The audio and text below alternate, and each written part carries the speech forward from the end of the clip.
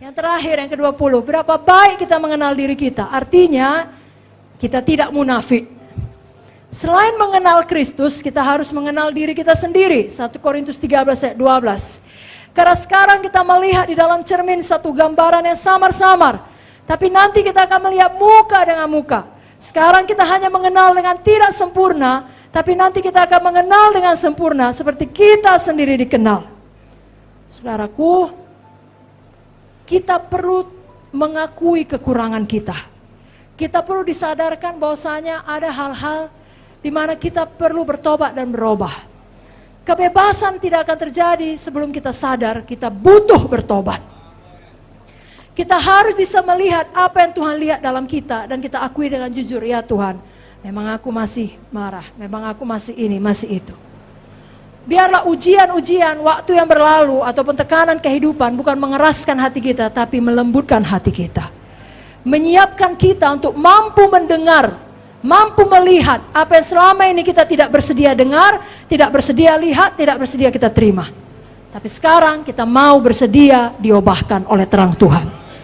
Ingat Roma 12 ayat 2, jangan menjadi serupa dengan dunia ini, tapi berubahlah, metamorfosa, berubahlah, ya. Ulat yang dalam kepompong berubah menjadi kupu-kupu. Sudah ada di destinasi Tuhan, bisa jadi kupu-kupu. Kita pun semua bisa berubah. Haleluya. Bagi Tuhan Yesus, kemunafikan itu adalah satu kebutaan. Matius 7 ayat 1-5. Jangan kamu menghakimi supaya kamu tidak dihakimi. Penghakiman yang kamu pakai untuk menghakimi akan dihakimkan kepadamu. Ukuran yang kamu pakai untuk mengukur akan diukurkan kepadamu. Mengapa kau melihat selumbar di mata saudaramu, sedangkan balok di matamu tidak kau ketahui?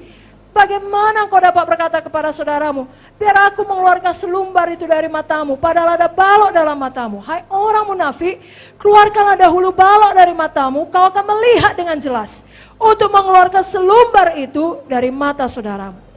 Bagaimana mungkin kita bersikap sangat keterlaluan, sangat kasar pada orang yang berdosa, padahal dosa kita jauh lebih buruk. Jangan demikian saudaraku, itu artinya masih ada kemunafikan. Kita tidak dapat melihat diri kita sendiri, ada balok. Yeremia 17 ayat 9 berkata, betapa liciknya hati, lebih licik dari segala sesuatu. Hatinya sudah membatu, siapakah yang mengetahuinya? Mari kita izinkan seluruh hati kita diselidiki oleh Tuhan. Kan itu yang sering kita nyanyikan. Selidiki aku. Amin saudara. Lihat hatiku. Mazmur 11 ayat 4. Tuhan ada dalam bait yang kudus. Tuhan tahtanya di sorga. Namun matanya mengamat-amati. Sorot matanya menguji anak-anak manusia. Amsal 20 ayat 27. Roh manusia adalah pelita Tuhan yang menyelidiki seluruh lubuk hatinya. Jadi Tuhan mengenal kita. Dia bisa melihat ke dalam kita.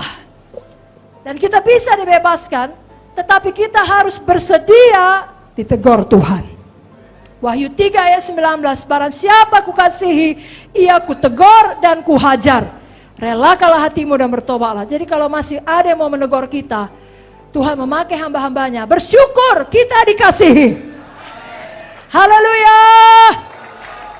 Dan kalau Tuhan terlebih lagi langsung menegur kita, mari kita mau. Jadi sehebat apapun kita, tetap ada bagian dari diri kita yang perlu kita bertobat. Biar kita tidak munafik, kita akui dan kita berubah, kita terus bertumbuh. Roma 8 ayat 29 mengatakan, semua orang yang dipilih dari semula, ditentukannya dari semula, untuk menjadi serupa dengan gambaran anaknya Yesus, supaya ia anaknya itu menjadi sulung di antara banyak saudara. Menjadi seperti kau Yesus. Kehidupan Yesus Zoe dinyatakan dalam hidup kita. Adakah saudara diberkati?